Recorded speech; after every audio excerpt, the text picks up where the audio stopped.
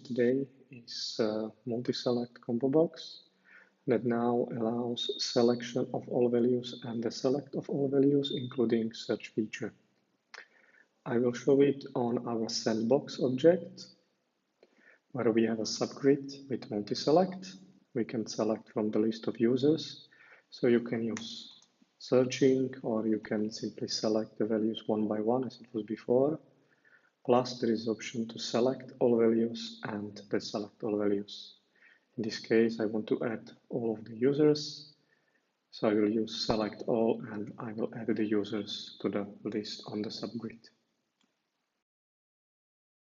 The extension of language translations, which allows to use Google Translate. In order to use this Google Translate, you need to have kind of API token that can be purchased directly on the Google websites. This token can be then restricted to some specific list of IP addresses. Token has to be entered in admin into application settings, and then you can use the translation under the mass label translation.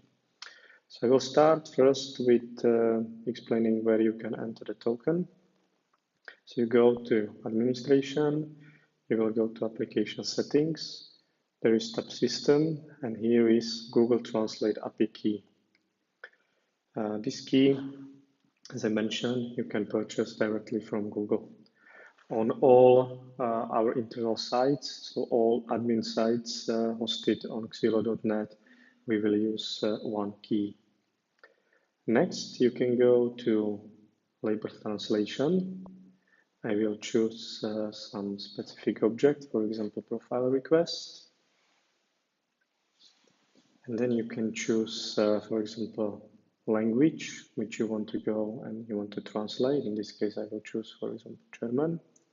And now there is a new button called Translate by Google. So I'll use this one. Automatically, I have preferred target language to German because this is the one I filtered. And you can choose if you want to override existing translation or if you want system to translate only those missing. In this case, I will choose override. You click translate. This translate is happening on the background. You can see here under the ring bell some activity running. Now you can see that the translation is completed, and here are the results of the translation. Of course, you have to count that this translation is really done by some engine, so please check the translation once the Google Translate is used, possibly amend. And again, don't forget to use this override existing translation if you want to override one.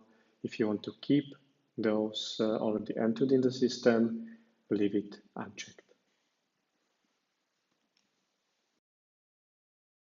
Those two features are basically linked together, so I will show them under one of them.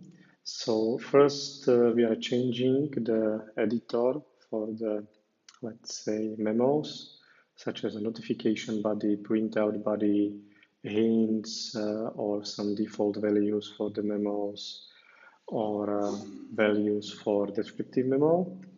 The reason is basically the license fee for the component we use now, so we are going to replace it. This is all prepared on dev, and together with this, we are also bringing new feature that was presented on previous calls, and it is translation of IDs into the object line names or object subline names. So I will go to administration.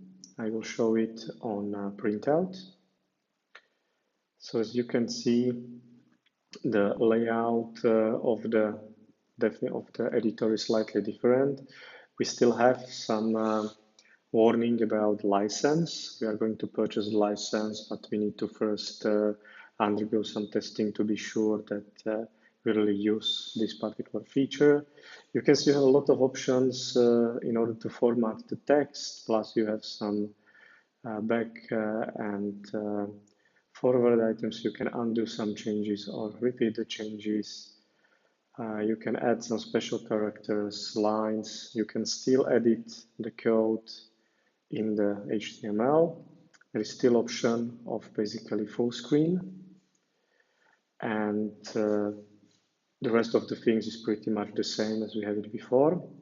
What is new in this editor are these IntelliSense inserts. So basically, if you use the brackets, you can see the list of the special reserved words, plus you have the list of object lines. This is of course available on printout and some other definition. The list of object lines is unfortunately not available on the notifications.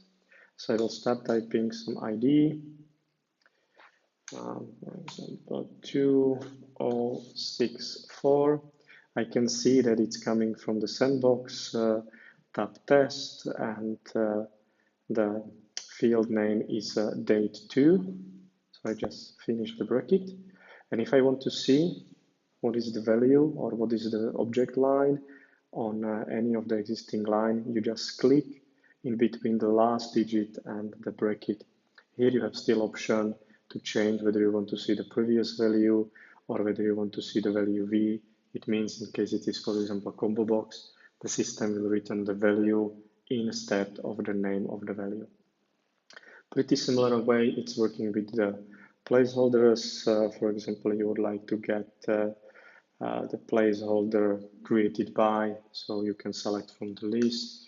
If I want some more specific, for example, workflow, last workflow user ID or kind of history, request workflow.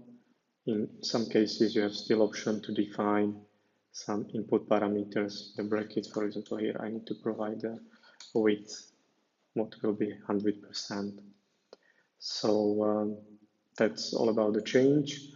I'd like to ask consultants in this way also to do a proper testing of the VCVig editor. We have a couple of issues in the past when we are changing the VCVig editor.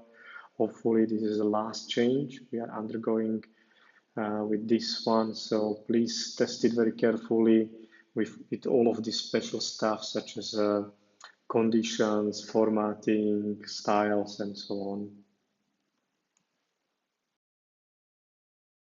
At the end, I will go to the list of incidents we have for this week. So first one relates to DB transfer, where system was not able to transfer the object temp line calculations. So these are temporary calculations. The reason was that once this table was transferred, it was deleting the deactivated temporary calculation, what was causing some foreign key violation.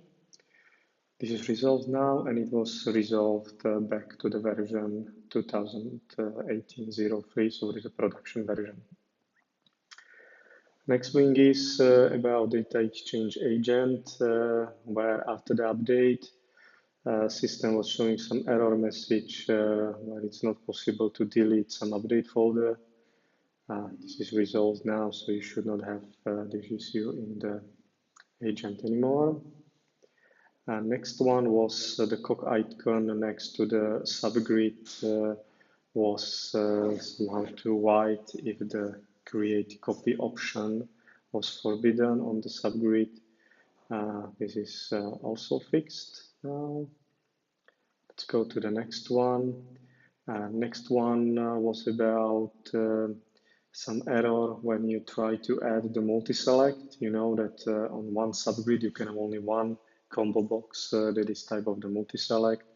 The issue was that there was existing line that was deactivated, and when we tried to add the new line that was supposed to be multi-select, it was showing the error message where a certain index was kind of violated. Translation of the date picker. So date picker was not properly translated, so we still had it in English. So the name of the days and name of the month. This should be resolved as well, so you should get it in appropriate language based on user selection. Next one is about some cosmetic change. It was alignment of the checkboxes in my tasks. So if you want to basically process multiple requests, then you can select them by these checkboxes. So this one is really only the cosmetical one. And the last incident we have here was about default value you can use on the subgrid from the main grid was not working for checkboxes. For checkboxes, it was still returning the value on. Now it's returning proper values. It's in value 1 when the checkbox is checked and value 0 when the checkbox is unchecked. I would like to highlight today is extension of version download for those who are receiving the emails with new versions of the Xeelo. You maybe notice that the release note was extended and you can see really the changes that were done in the system. So we are basically dynamically loading from the build server information about which incidents are included in the particular release. So you can say that the incident or the features based on this number, you can basically search what was changed in the system, what is new and so on. So basically it's a kind of indication why this particular version was released. As you know, release is happening automatically when basically new release is collected to the Xeelo around 11 o'clock in the evening, and it is published or sent to the consultants around 9 o'clock in the morning.